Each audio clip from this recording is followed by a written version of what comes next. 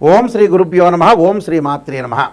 దేవగురువైన బృహస్పతి మార్చి 11వ తారీఖున వక్రత్యాగం జరుగుతుంది. వక్రత్యాగం అంటే ఏంటంటే సాధారణ స్థితిలోకి రావటం అని అర్థం. ఉదయం 6:26 పునరుసు నక్షత్రంలో మిథున రాశిలో సాధారణ స్థితిలోకి వెళ్ళిపోతాడు. ఇక్కడ డైరెక్ట్ రిట్రోగ్రేడ్ అంటాం మనం. డైరెక్ట్ అంటే ఏంటంటే డైరెక్ట్ మార్గంలోకి వస్తున్నాడు, అంటే రిట్రోగ్రేడ్ వెళ్ళి డైరెక్ట్ మార్గంలోకి వస్తున్నాడు. అంటే వక్రత్యాగం అనేది పోయి రుజుమార్గంలోకి దేవగురువైన బృహస్పతి రుజుమార్గంలోకి వస్తున్నాడు. ఇక్కడ గురువు సంతానకారకుడు, అలానే విద్యాకారకుడు, భాగ్యకారకుడు, లాభకారకుడు, యశస్సుని, కీర్తిని, విద్యని, ఫైనాన్షియల్ పరంగా గ్రోత్ చేసే కారకత్వాన్ని వహించే గ్రహం ఏమిటి అంటే గురువు అని అర్థం. ఈ దేవగురువైన బృహస్పతి మొన్నటి వరకు కూడా వక్రస్థితిలో ఉన్నాడు. ఈ వక్రస్థితిలో మార్చి 11వ తారీఖున వక్రస్థితి నుంచి వెళ్ళి సాధారణ స్థితిలోకి వస్తున్నాడు. సాధారణ స్థితిలోకి వచ్చినప్పుడు మరి ద్వాదశ రాశుల వాళ్ళకి ఎలాంటి ఫలితాలు జరగబోతున్నాయి అంటే, ముఖ్యంగా ప్రధానంగా అన్ని గ్రహాల్లో ముఖ్యమైన గ్రహం ఏమిటి అంటే గురువు. అందువల్లే పాత రోజుల్లో మనకి గురుబలం ఉందా అని చూసేవాళ్ళు. అంటే వివాహానికి కానీ అలానే సంతానానికి కానీ ద్వితీయ భావకారకుడైన, అంటే ద్వితీయ భావకారకుడు, పంచమ భావకారకుడు, అలానే భాగ్యభావకారకుడు, లాభభావకారకుడైన గురువు ఏ విధంగా ఉండబోతున్నాడు అంటే, ఆర్థిక స్థితిగతులు మెరుగుపరచబోతున్నారా, సంతానం కలగబోతుందా, వివాహం కలుగుతుందా, కుటుంబ పరంగా చిక్కులు అనేవి ఎలా ఉండబోతున్నాయి, చిక్కులు ఉంటాయా, విడిపోతాయా, ఇవన్నీ కూడా దేవగురు అయిన బృహస్పతి ద్వారానే మనకు తెలుస్తుంది. ఇవన్నీ కూడా గోచారరీత్యా ఫలితాలని చెప్పబోతున్నాం. అంటే ఇవన్నీ కూడా గోచారరీత్యా మనం తెలుసుకుంటే మనకి ఎలాంటి మనం పరిహారాలు చేసుకోవాలి, ఏ విధంగా వెళ్ళాలనేది మన నిర్ణయం ఖచ్చితంగా తీసుకోవచ్చు. ముఖ్యంగా ద్వాదశ రాశుల వాళ్ళందరికీ కూడా గురువు ఎలాంటి ఫలితాన్ని ఇవ్వబోతున్నాడో మనం ఒకసారి తెలుసుకుందాం. తులారాశి వాళ్ళకి తృతీయాధిపతి, షష్ఠమాధిపతి అయిన గురువు లాభస్థానంలో ఉంటాడు మిథున రాశిలో. అంటే మార్చి 11వ తారీఖు నుంచి జూన్ 1వ తారీఖు వరకు లాభంలో ఉంటారు. అనేకమైన లాభాలు కలుగుతాయి. ఎలాంటి లాభాలు కలుగుతాయి? సోదరులతో కొంత సపోర్ట్గా ఉండటం, బంధుమిత్రులతోటి కలయిక జరగటం, శత్రువులు మిత్రులుగా మారిపోవటం, ఆ శత్రువుల వల్ల కూడా ధనలాభం కలగటం, ఏ వ్యాపార విస్తరణ జరుగుతుంటుంది. ఒక వ్యాపారాన్ని హైదరాబాద్లో ఉంటే గుంటూరుకి విస్తరణ చేయడం, గుంటూరు, విజయవాడ, కర్నూలు, విశాఖపట్నము ఎక్స్పాండ్ చేసే అవకాశాలు ఎక్కువ ఉంటాయి.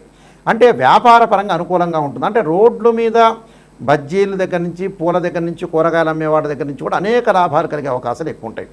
వివాహ ప్రయత్నాలు మటుకు సఫలీకృతం అవుతాయి. విద్యార్థులకి మంచి ఉత్తీర్ణత సాధిస్తారు. అంటే ఎవరైతే విద్యార్థులు మార్చి 11వ తారీఖు నుంచి జూన్ 1వ తారీఖు వరకు ఒక కాంపిటేటివ్ ఎగ్జామినేషన్స్ కానీ, ఎంసెట్ కానీ, ఐఐటి రాస్తారో అలాంటి వాళ్ళందరికీ కూడా బాగుంటుంది. అంటే మంచి గుడ్ రిజల్ట్స్ వచ్చే అవకాశం డెఫినెట్లీ ఉంటుంది. కాబట్టి అనేక లాభాలు కలిగే అవకాశాలు ఉంటాయి.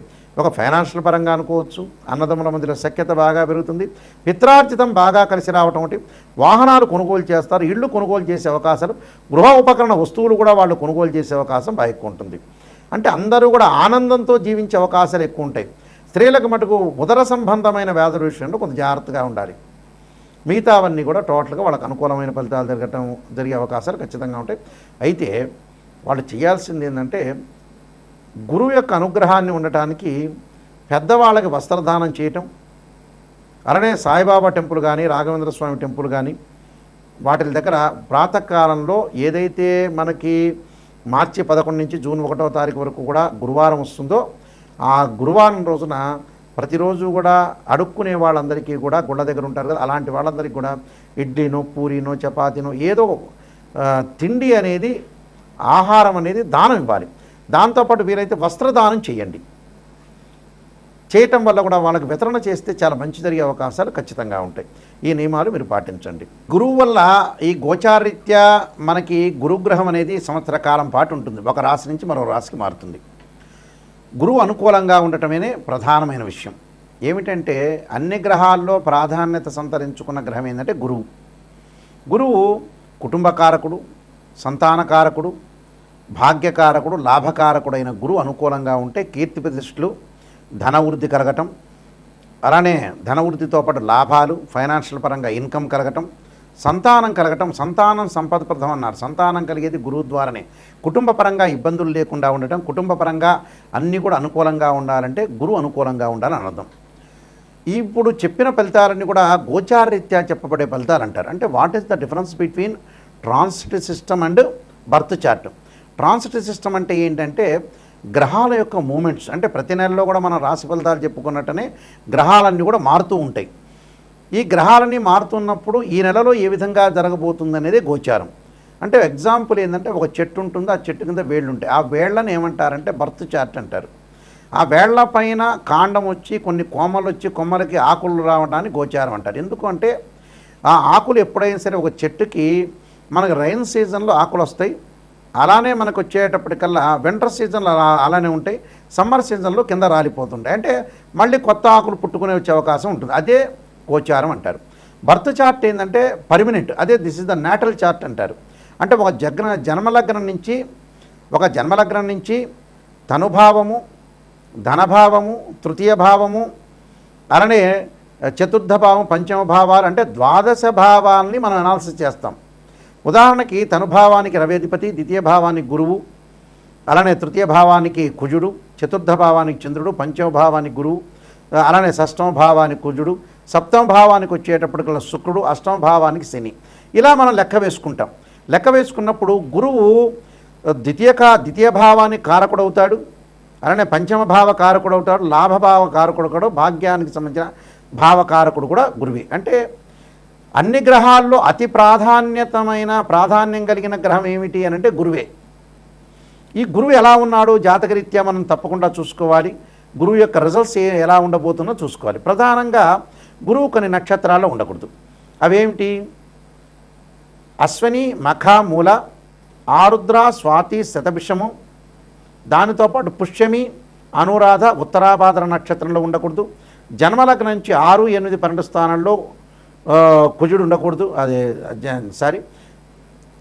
జన్మలగ్నం నుంచి, ఇది కుజుడు అని చెప్పాను, ఇది కట్ చేసుకోండి జాగ్రత్తగా. జన్మలగ్నం నుంచి 6, 8, 12 స్థానాల్లో గురువు ఉండకూడదు.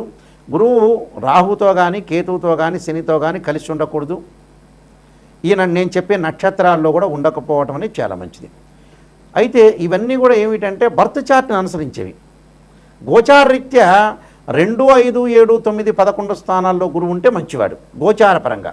బర్త్ చార్ట్కి సంబంధించిన కండిషన్స్ వేరు, అలానే గోచారానికి సంబంధించిన కండిషన్స్ వేరు. గోచారపరంగా మటుకు 2, 5, 7, 9, 11 స్థానాల్లో గురువు ఉంటే మంచివాడు. మిగతా స్థానాల్లో ఉంటే మిశ్రమైన ఫలితాలు ఉంటాయి. బర్త్ చార్ట్ను అనుసరించి మటుకు వేరే విధంగా ఉంటుంది.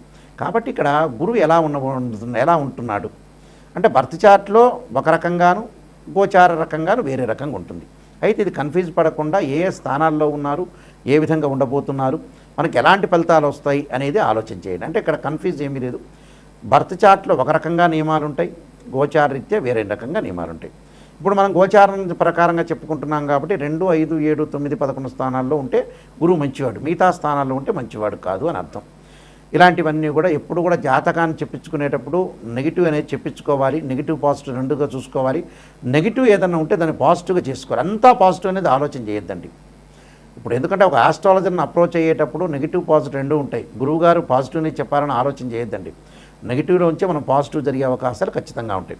కాబట్టి భయభ్రాంతులు చెందాల్సిన పని ఏం లేదు. నేను నెంబర్ ఆఫ్ ఆస్ట్రాలజీ బుక్స్ రాశాను.